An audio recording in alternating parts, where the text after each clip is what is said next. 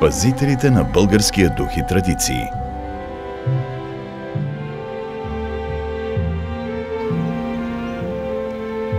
Стара планина е гръбнакът на България, където са се състояли много исторически битки, преобърнали съдбата на страната.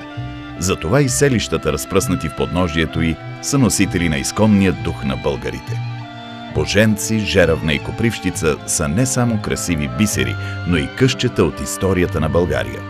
Къщите, земята и традициите разказват легенди за любовта към родината, свободата и трудолюбието.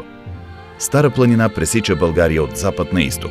Поради важното си стратегическо значение, историята разиграва тук решителните си битки. При Върбишкия проход хан Крум сразява византийския император Никифор и превръща България в велика сила, а на прохода Шипка се състои решителната битка за освобождението на страната от османско владичество. Затова и старопланинските селища, разпръснати по цялото подножие на планината, са пропити със свободолюбив дух и родолюбие. Боженци е разположено в средната част на Балкана.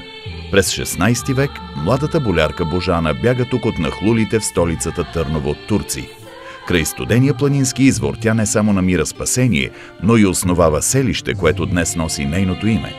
Само за 2 века Боженци се превръща в важен кръстопът за търговците. Селището процъфтява, а всяка къща е богата с добитъка си, кошерите и поне по няколко коня. Но народният дух не се задоволява само с това. Той жадува свободата. Когато мъжете се прибират зимата в селото от търговия, те създават читалище, килийни училища и прогимназия. А собствените си къщи превръщат в произведение на възрожденското изкуство, отвън белосани, отвътре прилежно подредени. Изящество е постигнато дори в детайлите, изрисувани чинии, пъстри възглавници и пъстри черги.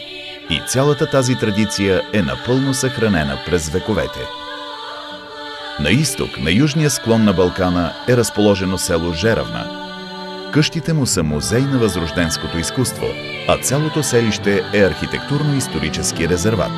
Тесните улички и големите вътрешни дворове са осеяни с цветя. През Възраждането местните хора забогатяват от търговия и скотовъдство и строят красиви къщи. Приземният етаж е с малка работилница или дюкян, а по стълба с красиво украсен парапет се стига до всекидневната и традиционния чардак. Всяка година край Жеравна се провежда уникален фестивал на народната носия. Всички участници са в старинни облекла и се събират, за да пеят, свирят и танцуват, така както са го правили техните предци. Това са 3 дни в истински празник на преклонение пред народното творчество. Малко встрани от Балкана, в сърцето на Средна гора, е сгушено китното градче Копривщица. Тя е събрала по много от всичко, и от възрожденска архитектура, и от изящните мостчета над пенливата река, и от фолклорния фестивал. Но духът й пак е уникален. Всяка от къщите има своя герой – къща на писател, политик или революционер. Сякаш българските майки са се надпреварвали да дадат чадата си на отечеството. Много от тези къщи днес са музеи. Къщата на писателя Любен Каравелов, на революционера Тодор Каблешков или на търговеца Петко Лютов. Разходката из Копривщица е разходка из българското възраждане, когато будните жители на малкото градче вкарват България в модерността и в националното освободително движение. Стара планина крие още много тайни. Изберете Елена, закътано градче с бурна история, което предлага на гостите си истинско пътешествие из последните няколко века от българската история. Или Троян, където едноименният манастир посреща туристи от цял свят. Множество хотели, интригуващи атракциони и разнообразни маршрути правят от Троян желано място за почивка. Дряново, Априлци, Етрополе, Трявна или Тетевен, духът на планината е навред сред тия земи. Стара планина е приютила селища, които пазят българщината и до днес.